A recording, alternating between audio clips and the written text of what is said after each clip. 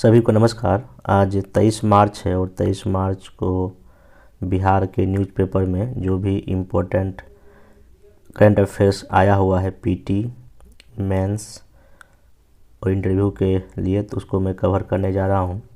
और आज के इस लेक्चर में एक मॉडल आंसर डिस्कस करूंगा।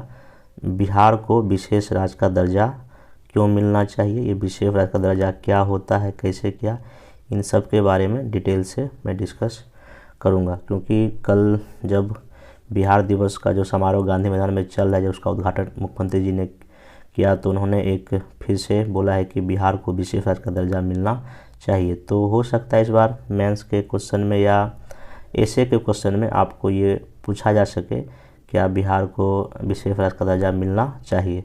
इसका मैं काफ़ी अच्छे से मॉडल पर डिस्कस करूंगा। वीडियो को ध्यान से देखें और उसको कॉपी में नोट डाउन भी करें। जिनको भी इसका पीडीएफ चाहिए, नीचे टेलीग्राम का लिंक दिया गया, वहाँ से आप इसको ज्वाइन करके चीज़ें को कर सकते हैं। बाकी इसमें कल मैं जो 22 मार्च को जो वीडियो बनाया था वो काफ़ी इम्पोर्टेंट है, तो प्लेलिस्ट में वीडियो मैं डाल दिया हूँ, जाकर उसको वहाँ से देख लें। और कल का वीडियो बहुत ही इंपॉर्टेंट पीटी, मेंस, इंटरव्यू सबके पर्पज़ से है, बाकी इच्छा आप लोग की।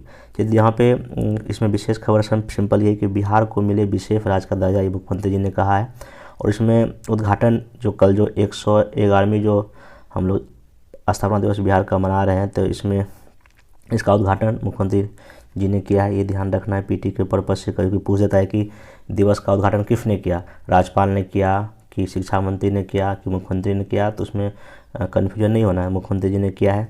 बाकी इन्होंने अपने लगभग भाषण में यही सब बोला है कि प्राचीन से ही हम लोग काफ़ी गौरवशाली हमारा इतिहास रहा है, हम फिर से उस गौरव को प्राप्त करेंगे। अब देखिए यहीं से देखिए इनका जो स्टेटमेंट है, यहाँ से आपके एग्जाम के लिए काफ़ी आपको फन बन सकता है, एसे के लिए भी। आज अभी कभी एसे में लिखा है तो आप हमारा प्राचीन तो गौरवशाली एंशियंट अशोक, चंद्रगुप्त, इस सब का, लेकिन अभी वर्तमान में जो यहाँ तक कि आज़ादी के बाद तक भी ठीक था, लेकिन हाँ 1970 के दशक में इतना मतलब गड़बड़ हुआ कि आज जो है ना बिहार कई सारे जो मानकों पर काफ़ी पिछड़ा हुआ है। तो वही यहाँ पे अपने भाषण में कहे हैं कि हम बिहार को फिर से गौरव का दिन लौटाएंगे। उन्होंने कहा है कि आर्यभट्ट, चंद्रगुप्त, सम्राट अशोक, चाणक्य, विद्यापति, अनेक महापुरुष बिहार को विशेष विश्व में फैलाया। हम उसी दिशा में काम कर रहे हैं और 11% के आर्थिक विकास के दर हम लोग आगे बढ़ रहे हैं, जो कि बिहार में पूरे देश में तीसरे नंबर पर हम लोग हैं। हमारे इस ऊपर सिर्फ आंध्र प्रदेश और कौन, राजस्थान है। ये पीटी का आप ध्यान रखिएगा। उसके बाद जो है ना, हाँ जो 3 अप्रैल को इंटर और स्नातक में जो भी लड़की जो पास हुई है, उसको जो है ना पैसा डीबीटी मतलब डायरेक्ट बेनिफिट ट्रांसफ़र के माध्यम से सरकार देने जा रही है। आप इसको ध्यान में रखिएगा। इसे बिहार में महिलाओं के लिए कुछ ज़्यादा ही कार्यक्रम हो रहा है, मतलब कि सरकार की योजनाएं हैं। बाकी आपको पता है कि बिहार में जो अभी जो गांधी मैदान में जो चल रहा है बिहार दिवस का कार्यक्रम, उसमें कई तरह के बनाए गए हैं पवेलियन, मतलब कई सारे अलग अलग मंत्रालय ने भी बनाया है पवेलियन। उसी में एक पवेलियन का नाम है किसानों के लिए अलग से बनाया गया है। तो बिहार दिवस पर गांधी मैदान जो कार्यक्रम हो रहा है, उसमें जो बिहार के कृषि मंत्री कौन है, कुमार सर्वजित ने इसका उद्घाटन किया है। और इसमें कृषि से संबंधित जो भी तकनीक है नवीनतम, उसके बारे में जानकारी दी जा रही है। अभी आप कहाँ यूज करेंगे, अगर मेंस में क्वेश्चन आ जाए बिहार सरकार कृषि के लिए क्या कर रही है, तो आपको लिखेंगे अभी हाल ही में जो है ना जो गांधी मैदान में जो बिहार दिवस का अवसर पे इस तरह की नवीनतम जानकारियाँ दी गई। अब लिखा है कृषि पर सभी जिलों के किसानों को परिवहन कराया जाए, मतलब घुमाया जाए कि हाँ यहाँ ये चीज़ है, आप इसको ऐसे यूज करो। बाकी किसानों को कैसे, किसानों के साथ आम लोगों के लिए पोषक मोटे अनाज की जानकारी या पोषक अनाज से कैसे आप उत्पाद बना पाएंगे, इसके बारे में जानकारी दिया जा रहा है। बाकी इसके साथ यहाँ पे कैसे आप कृषि यंत्रों का बेहतर प्रयोग कर सकते हैं, सूक्ष्म सिंचाई योजनाओं का लाभ बताया जा रहा है। ये सब चीज़ों यहाँ पे जल संचय कैसे कर, इन सब चीज़ों की जानकारी दी जा रही है ताकि किसान जागरूक। क्योंकि देखिए बिहार में अगर आप अपने गांव के इलाके में जब जाते होंगे तो बिहार के किसान को बहुत अधिक वो नॉलेज नहीं है कि हाँ कैसे जो मतलब कि एक जो है ना तकनीक का प्रयोग करके खेती किया जा सके। तो उसके लिए ये सब चीज़ करना बहुत ज़रूरी। और आप देखेंगे बिहार का कोई भी ज़िला है, अगर कोई भी ज़िला अगर पटना है तो पटना कोई भी ज़िला से पटना आने में 6 घंटा से मैक्सिमम टाइम लगता है। अगर इस तरह के अगर आज अगर पटना में किया जा रहा है तो अच्छी बात है। अब ऐसे कार्यक्रम को ना जिला स्तर पर, फिर प्रखंड स्तर पर, फिर ग्रामीण स्तर पर ले जाने की क्या है आवश्यकता है, जिससे क्या होगा बिहार में किसान जो है ना बेहतर उसका प्रयोग कर पाएंगे, चाहे बीज हो, खाद हो या जो भी चीज़ है। तो ये बहुत ज़रूरी है क्योंकि बिहार में जो मैक्सिमम लगभग 90% लोग तो ग्रामीण क्षेत्र में है और यहाँ पे लगभग आधी से अधिक आबादी एग्रीकल्चर पर डिपेंड, चाहे पुरुष हो महिला हो। तो इन सब चीज़ों का बहुत ही ज़रूरी है। एग्रीकल्चर को बेहतर करके हम एक जो बिना एग्रीकल्चर, बिना ग्रामीण विकास का बिहार जो है विकसित करना संभव नहीं लगता है। तो ये सब आप यहाँ पे ध्यान रखेंगे इस सब एंगल से। बाकी इंटरव्यू में इसका जवाब दे सकते, जो मैं बोल रहा हूँ आप इंटरव्यू के लिए इस सब जवाब आप तैयार कर लें अभी से ही। बाकी अमेरिका में इसका समारोह हुआ है, बस न्यूयॉर्क में खाली ध्यान रखना। यहाँ पे जो पीटी के लिए लायक बात है, समारोह में 3 लोग को, एक तो डॉक्टर बिंदेश्वर पाठक, एक उद्यमी अजय सिंह और ललित झा को जो है ना बिहार विश्व गौरव सम्मान दिया। इसको पीटी के लिए लिख लीजिए, तीनों पॉइंट को, पीटी में आपसे पूछ सकता है। ठीक, नेक्स्ट चलते हैं। हाँ, ये जीविका मैं बार बार डेली बोल रहा हूँ, जीविका जो दीदी है उसका काफ़ी जो है ना बड़ा एरिया ब्रॉड ही होता जा रहा है।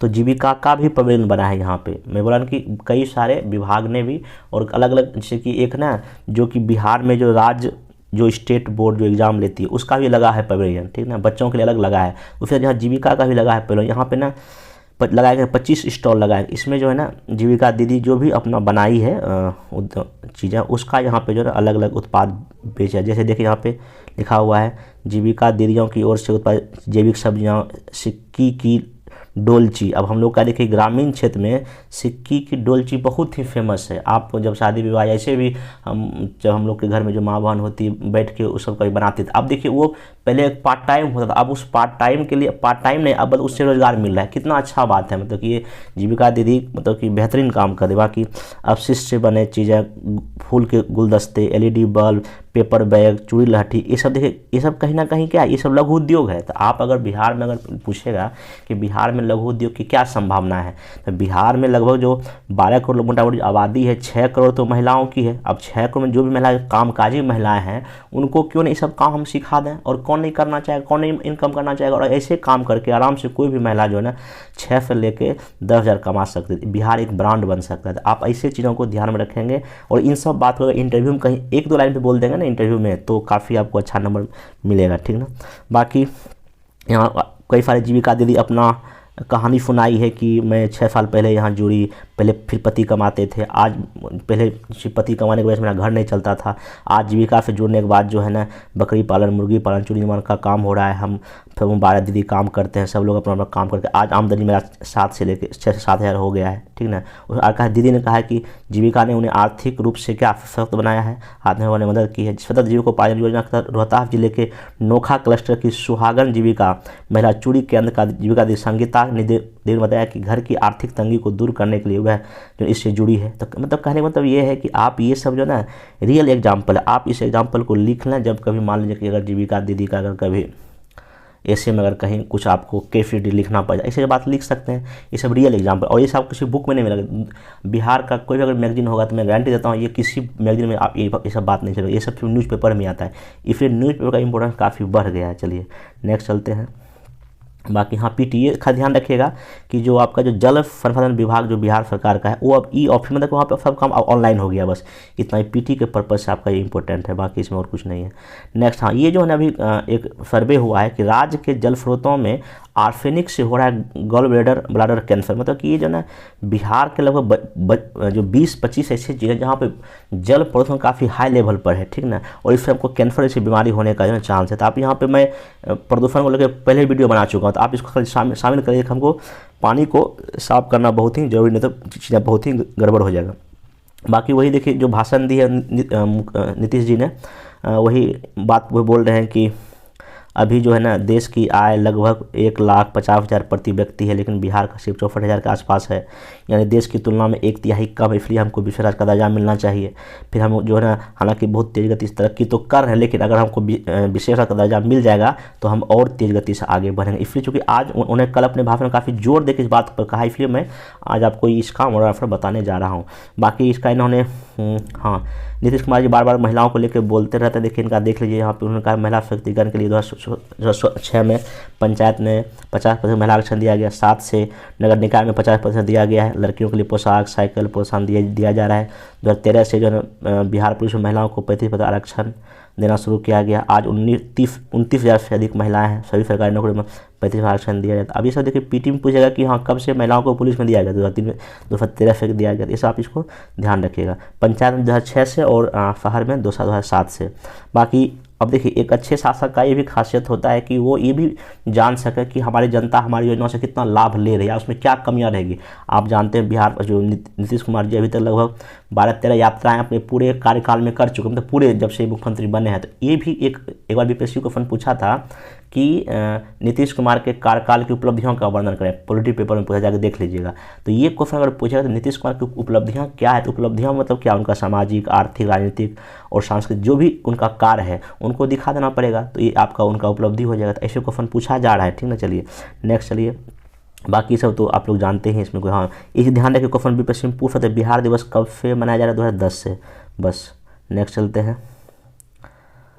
हाँ अब आगे एक, हाँ ये ना हाइड्रोपोनिक्स एक विधि है जो कि जिसको जल कृषि इसको हिंदी में कहा जाता है, मतलब कि इसमें मिट्टी का अधिक प्रयोग नहीं करते, मतलब जल में ही जो है ना हम पौधे को उगाते हैं और उस जल में ही वो सारे पोषक तत्व हम डाल देते हैं। मतलब अगर कोई मिट्टी, अगर ये नॉर्मल मिट्टी है, ठीक है, मिट्टी में पहले खेती करते हैं हम लोग, तो मिट्टी में वो सारे पोषक तत्व होते हैं, वो मिट्टी से ही पौधा वो पोषक तत्व प्राप्त कर लेता है। तो हम क्या करें, मिट्टी की जगह अगर हम पानी में वो सारे पोषक तत्व डाल देंगे तो भी प्लांट उग जाता है। इसको हम क्या बोलते हैं, हाइड्रोपोनिक्स विधि। ये हाइड्रोपोनिक्स विधि से ना देश में दूसरा एक प्रयोग हुआ जिसमें कि ना हरा घास जो पशु खाता है उसका ना यहाँ प्रयोग सफल हुआ है। और ये जो है ना कई राज्यों में प्रयोग हुआ, जिसमें कि आपका देखिए यहाँ पे 2 राज्य ही जैसे कि गोवा, केरल, यूपी, बिहार में और राजस्थान में ये ना हुआ था कि भाई वहाँ ज़मीन कम है, लैंड कम है, तो क्यों नहीं इस तरह की खेती को बढ़ावा दिया जाए ताकि पशुओं को चराने का घास मिल सके। तो 2 ही राज्य, एक बिहार और एक गोवा में जो है ये चीज़ें सफल हो पाई, और बिहार ये दूसरा राज्य है। आप इसको देख लीजिएगा कि अगर जो बिहार में चूँकि जल जवाब अधिक रहता है तो उसमें हम इस तरह का खेती करके लाभ पहुंचा सकते हैं। तो अभी तो चारा है, बाकी और भी फल इसमें उगाया जा सकता है। बाकी बिहार कृषि सबोर का ऐसा कहना है। चलिए नेक्स्ट चलते हैं। ये जो है ना, हाँ ये जो सबसे इम्पोर्टेंट है, अक्षय ऊर्जा की संभावना बिहार में। देखिए मैं इसी का बार बार जिक्र कर रहा हूँ कि बिहार में ऊर्जा की मांग लगातार बढ़ती जा रही है। हर घर तक बिजली तो पहुंच गई, लेकिन मांग बढ़ता जा रहा है क्योंकि अब लोग टीवी, फ्रिज सब लोग यूज़ करना शुरू कर दिए हैं। तो अब एक तो घरों में डिमांड बढ़ेगा, उद्योगों में डिमांड बढ़ेगा, सर्विस सेक्टर में डिमांड बढ़ेगा। तो अब जो है ना एग्रीकल्चर में, क्योंकि बिहार सरकार का जो कृषि रोड मैप 4 उसमें टारगेट क्या है कि हम हर एक खेत तक पानी देंगे। तो हर एक खेत तक पानी दीजिएगा तो वहाँ अब हम तो डीजल यूज़ कर नहीं सकते हैं क्योंकि उससे प्रदूषण होता है। इसलिए अब जो है ना खेतों में भी ना इस तरह के सोलर ट्री लगाने का जो है ना अब बात हो रही है। अपने राज्य में सोलर ट्री से होगा खेतों में पटवन। तक जो खेतों में पानी हम लोग सिंचाई करते हैं, गाँव घर में यही हम लोग बोलते हैं खेत में पटवन हो रहा है, ठीक ना। इलेक्ट्रिक वाहन भी होंगे चार्ज, घटेगा क्या प्रदूषण। अगर क्वेश्चन देखिए ये जो टॉपिक आपको बता रहा हूँ इसमें देखिए कई सारा आंसर आप लिख सकते हैं मेंस में। पहली बात तो कि बिहार में प्रदूषण को कम करने की सरकार क्या उपाय कर रही है, ये उपाय कर रही है। बाकी कृषि को विकास के लिए सरकार में क्या पड़ी। देखिए एक पॉइंट जो मेरा डेली का पेपर कटिंग आ रहा है, एक पॉइंट आपके मेंस को कहीं ना कहीं इन्हेंस करें, बस आप उसको ध्यान में रखें, उसको कॉपी में नोट डाउन करें। बाकी और ये बाकायदा इसका बिहार के गांधी मैदान में भी जो हो जा रहा है इसका ना बाकायदा अभी लगा है, सोलर ट्री का अभी प्रदर्शनी लगा है, ये कैसा आगे होगा। तो वही लिखा है राज्य में सोलर ट्री से खेती में पटवन और इलेक्ट्रिक वाहनों का चार्ज किया जाएगा। बेटा जो कि अक्षय ऊर्जा को बिहार में बढ़ावा देता है उसका एक संस्था है, इसने जो कहा कि इसमें लगभग 5 लाख रुपये का खर्च आएगा और अगर खेतों में लगेगा तो बहुत लोगों को फायदा होगा। यहाँ लिखा है एक अगर जहाँ लगे 1 से लेकर 5 किलोवाट तक ये ऊर्जा पैदा कर सकती है, ठीक है। बाकी वही है शहरों में इलेक्ट्रिक वाहनों के लिए चार्ज कर सकते हैं। आप इसको ना सिंपल सी बात है, ये आपको पर्यावरण प्रदूषण कम करेगा। बाकी और भी फायदा इससे हम आराम से कर सकते हैं। बाकी यहाँ का देखिए फायदा लिखा हुआ है, आप इस फायदे को मेंस के लिए लिख लीजिए, ठीक है। क्योंकि कम भूमि में अधिकतम ऊर्जा उत्पादन कर सकते हैं, निजी में भी लगा सकते हैं और ये वाहन चार्जिंग कर सकते हैं और खेतों में सिंचाई भी हम कर सकते हैं। इस तरह की चीज़ों से मतलब फ़ायदा ही फ़ायदा है। चलिए नेक्स्ट चलते हैं। हाँ ये जो ना एक बार क्वेश्चन बीपीएससी शायद 64 या 65 में पूछा था हिस्ट्री में कि राम मनोहर लोहिया जी के सामाजिक और आर्थिक विचार क्या है या उनकी महत्ता क्या। देखिए आपको जो बिहार का जो बीपीएससी फर्स्ट पेपर होता है उसमें जो कुछ या थॉट या विचारधारा जिसमें कि गांधी जी, टैगोर जी जो पूछता है, इसमें कि जवाहरलाल नेहरू जी भी है और इसमें अभी 2-3 और जोड़ा गया जिसमें कि लोहिया जी, फिर जेपी आपका, फिर सुभाष चंद्र बोस का भी, BR अम्बेडकर का भी। इन सब महापुरुषों का क्या विचार था, क्या थॉट था, ये क्वेश्चन भी शॉर्ट में या लॉन्ग में पूछा जा रहा था। इसलिए यहाँ पे आज जो इनके बारे में आर्टिकल छपा तो मैं इनको बता देता हूँ कि इसमें क्या क्या है। कि लोहिया जी का जो विचार देखिए मेनली ये था कि आज जो है ना इनका 113वीं जो है ना जयंती है। तो इसमें सिंपल मोटामोटी ध्यान रखिएगा, जो लोहिया जी का एक समाजवादी विचारधारा के व्यक्ति थे। ये आपको पता है कि जब क्विट इंडिया मूवमेंट था तो जो क्विट इंडिया मूवमेंट में जो भूमिगत होकर जो ये मूवमेंट में भाग लिए थे, ये यूपीएससी भी क्वेश्चन पूछता है, ठीक ना, कि ये भूमिगत होकर भाग लिए थे। बाकी एक उषा मेहता महिला थी, उन्होंने भी भाग लिया था, और भी कई सारे नेता यंग लोग थे लोग। मतलब कि इन लोगों का चाहे जेपी हो या रामा लोहिया जी हो, इन लोग का भूमिका एक तो आज़ादी के पहले भी है और बाकी आज़ादी के बाद भी है। आज़ादी के बाद जब देखिएगा, जब कांग्रेस की सरकार 1951 से लेकर लगभग समझिए 1970 तक लगातार रही, तो लोहिया जी सबसे प्रखर विरोधी थे कांग्रेस के, क्योंकि 20 सालों में जो हमने सपना देखा था आज़ादी के बाद वो पूरा नहीं हो पा रहा था। तो ये भ्रष्टाचार को लेके, पाखंड को लेके, जातिवाद को लेके काफ़ी प्रखर रहते थे उस समय की राजनीति में। इसलिए लोहियावाद, इनके विचारधारा को लोहियावाद ही कहा गया। तो ये क्वेश्चन इसलिए पूछता है। तो इनका आर्थिक और सामाजिक विचार यही कि जातिपात ना हो, छुआछूत ना हो, सभी को बराबरी का मौका मिले, छात्रों को या यंग लोगों को आगे आना चाहिए, ठीक ना। आर्थिक में भूमिका वितरण की बात करते थे। इन सब चीज़ों से लेके ना देश या समाज का हम विकास कर सकते हैं, ऐसा इनका जो है ना कॉन्सेप्ट हुआ करता था। बाकी इसका मैं पीडीएफ जो है ना पूरा का इनका जो विचारधारा है, मैं एक पीडीएफ फिर अपने टेलीग्राम में डाल दूंगा, आप वहाँ पर देख लीजिएगा इनका क्या क्या विचारधारा। क्वेश्चन ये बहुत इंपॉर्टेंट है, पूछ सकता है। बाकी इनका वही पूरा लाइव पूरा लिखा पूरे आर्टिकल में, कहाँ कहाँ गए, क्या क्या गए, तो एक बार आप पढ़ लीजिएगा, ठीक है। बाकी इसका विशेष इंपॉर्टेंट नहीं, हाँ, लेकिन इनका विचारधारा इंपॉर्टेंट, इस आर्टिकल में उन्होंने विचारधारा को उतना जिक्र नहीं किया है, ठीक ना, लेकिन मैं इसको अलग से आपको भेज दूंगा। नेक्स्ट चलते हैं। हाँ, ये नीति आयोग की चैंपियन ऑफ द चेंज की डेल्टा रैंकिंग में खगड़िया को मिला है स्वास्थ्य क्षेत्र में पहला स्थान। ये पीटी के लिए बहुत इंपॉर्टेंट है, ध्यान रखिएगा, ठीक है। नीति आयोग को जनवरी 2023 में चाहिए, इसको ना देश में खगड़िया को पहला स्थान मिला है, ये आप इसको ध्यान में रखेंगे। बाकी जो है ना इसमें और है कि शिक्षा के क्षेत्र में बेहतर काम करने वाले देश के आकांक्षी जिलों में टॉप 5 में बिहार के शेखपुरा पहले, पूर्णिया दूसरे पर है, जबकि स्वास्थ्य में जो है ना खगड़िया है। ये पूरा पीटी के पर्पज़ से आप इसको अच्छे से याद कर लीजिएगा। आपको पता है देश में 112 जो आकांक्षी जिला है उसमें बिहार के 12 इसमें शामिल किया गया, बाकी 2018 फिर चल रहा है, इसको ध्यान रखिएगा। नेक्स्ट चलते हैं। हाँ, ये जो है ना एक और आर्टिकल छपा है बिहार दिवस पे कि अगर बिहार में शिक्षा और रोजगार मिले तो बिहार विकसित राज्य बन सकता है। अब देखिए यहाँ पे एक क्वेश्चन बना दिया हूँ कि जल प्रबंधन, शिक्षा, रोजगार में नीतिगत परिवर्तन के जरिए बिहार का विकास संभव है, चर्चा कीजिए। देखिए मैं यहाँ क्यों लिखा हूँ, 3 बात लिखा हूँ। जल प्रबंधन मतलब कि आप देखेंगे बिहार में एक ही समय जो है ना सूखा, बाढ़ और सूखा दोनों आता है।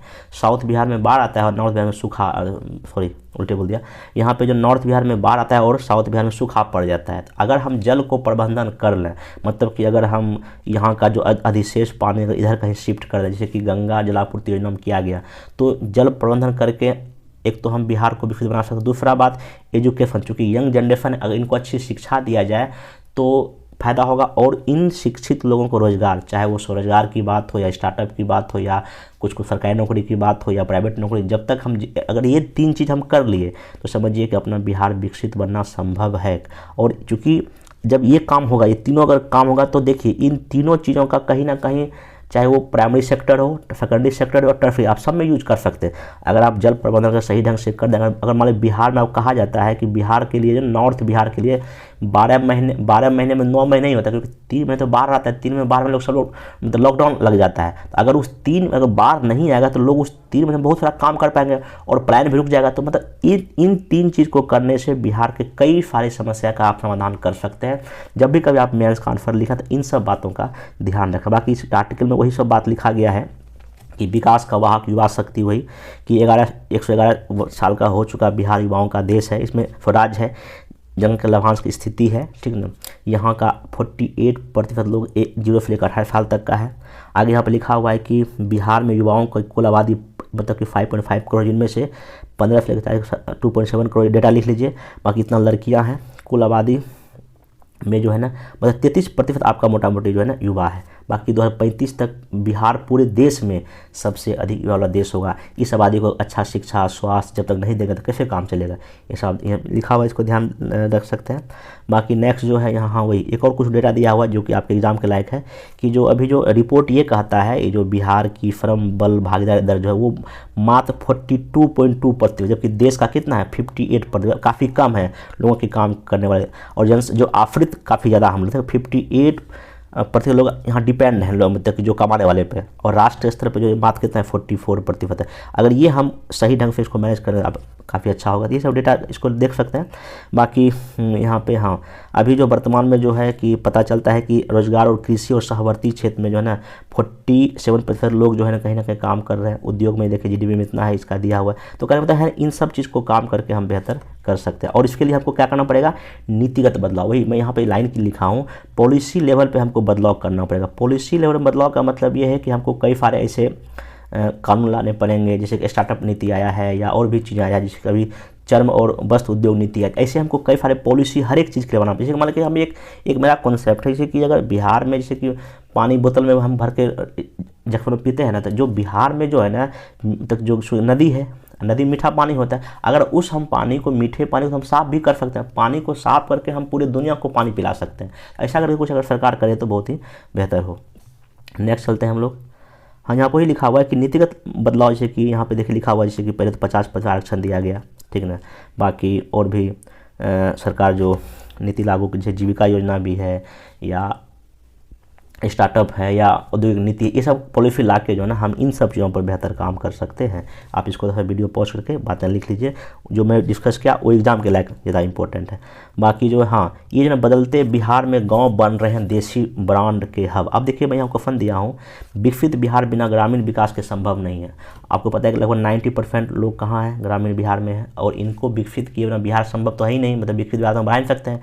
तो वहीं पे यहाँ पे है कि लिखा हुआ है यहाँ की जो घूंघट ओढ़े ग्रामीण महिलाओं की तस्वीर अब जो है, जो भी गांधी मैदान में हुआ है वहाँ पे प्रदर्शनी और दीवारों पर जितनी खूबसूरत दिखती है, अब उससे बेहतरीन तस्वीर बिहार की मेहनत का आधी आबादी अब घूंघट से बाहर हो गई। राज्य की महिलाओं ने गाँव को साबुन से लेकर पेयजल निर्माण तक का हब बना दिया। इसके बुधवार को गांधी मैदान में देखने को मिला। ये महिलाएं देखिए क्या क्या बना रही है, पंखा, फ्रीजर, बल्ब, इलेक्ट्रिक कुकर, पता नहीं बहुत चीज़ बना रही है। और ये लोग 10 से 15 हज़ार महीना क्या कर रही है, कमा रही है। और हर एक क्षेत्र में, चाहे वो मतलब खाने पीने की चीज़ हो या हर एक, और ये इनका मेनली ये लोग जीविका दीदी इसमें ज़्यादा मतलब भागीदारी कर रहे थे। मतलब ये है कि अब जो है ना, नहीं होता है कि स्वामी विवेकानंद ने कहा था कि देश में 2 पंख है, एक महिला एक पुरुष का, किसी एक को छोड़ेंगे तो हम पक्षी उड़ नहीं पाएगा, उससे अगर हम किसी एक को अगर छोड़ेंगे तो बिहार उड़ ही नहीं पाएगा। इसलिए आपको ना यहाँ पे देखिए कितना अच्छा आपके मेंस के लिए, एफए के सब के लिए कंटेंट तैयार हो गया कि अब महिलाओं को भी आगे बढ़ाइए और पुरुषों को भी आगे बढ़ाइए,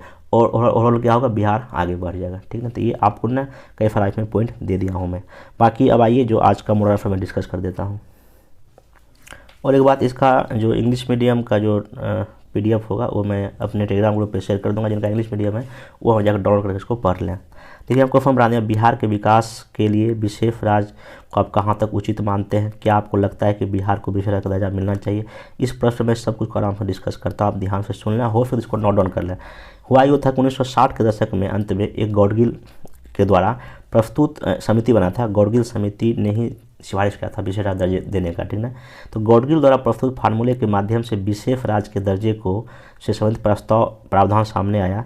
योजना आयोग द्वारा विशेष राज्य के दर्जे से संबंधित एक अलग से मानदंड तय किया था कि भाई अगर कोई राज्य अगर फुलफिल करे तब उसको हम क्या देंगे, विशेष राज्य का दर्जा देंगे।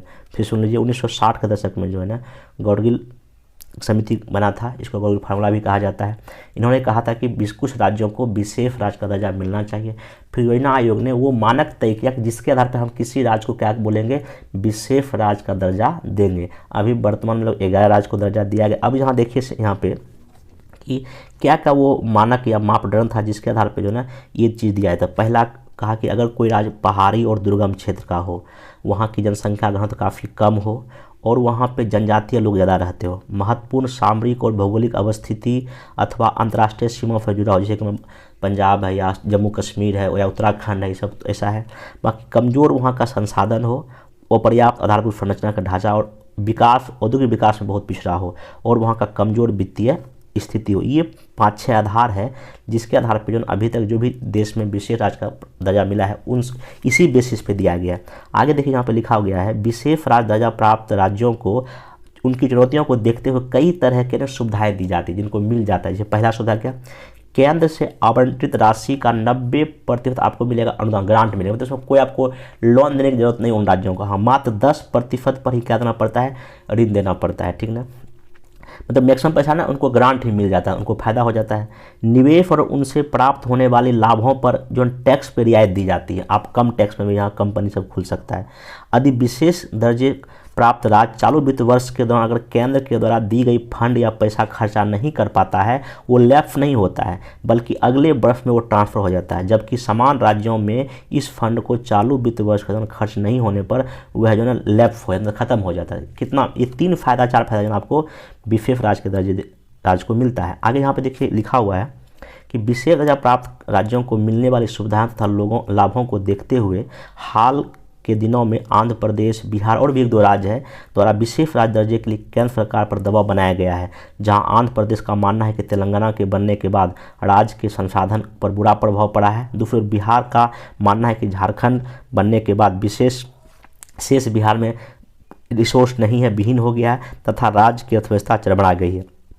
यदि हम बिहार के संदर्भ में विशेष राज्य के दर्जे की मांग के औचित्य का विचार करें तो कुछ बातें उभर कर सामने आती है। जैसे पहला, उद्यमियों और निवेशकों को आकर्षित करने के लिए बिहार के पास प्राकृतिक संसाधन नहीं है। ऐसी स्थिति में प्रत्यक्ष एवं अप्रत्यक्ष कर संबंधी रियायतें निजी निवेशकों को आकर्षित करने का महत्वपूर्ण जरिया हो सकता है। जो मैं बात लिखा हूँ इसमें सिंपली बताने की कोशिश किया गया है कि पहला बात तो अगर जिसको विशेष का दर्जा जो मिलता है उसको टैक्स में मिलता है रियायत। मैं वही बात यहाँ लिखा, अगर जो दर्जा मिल जाएगा बिहार को तो उद्यमी जो निवेशक हैं वो ज़्यादा आएंगे, उनको क्योंकि टैक्स कम देना पड़ेगा तो अपना प्लांट लगाएंगे और लाभ कमाएंगे, और लाभ का फायदा बिहार को मिलना तय है। आगे देखिए पॉइंट यहाँ पे है कि अंतर्राष्ट्रीय सीमाओं और प्राकृतिक आपदाओं से जुड़ी समस्याओं का समाधान राज्य के बस में नहीं है। अभी देखिए ओलावृष्टि आया, हर एक साल बाढ़ आता है, सूखा आता है, आप ये जिक्र कर सकते हैं। बिहार में गरीबी रेखा से नीचे रहने वालों का आबादी बहुत ही ज़्यादा है। यहाँ ब्रैकेट में लिख लें, लगभग 51% जो है आबादी यहाँ की क्या है, गरीब है। और ये कौन कहता है, नीति आयोग का डेटा कहता है। और जो कि 11 विशेष राज्य दर्जों में सबसे ज़्यादा है।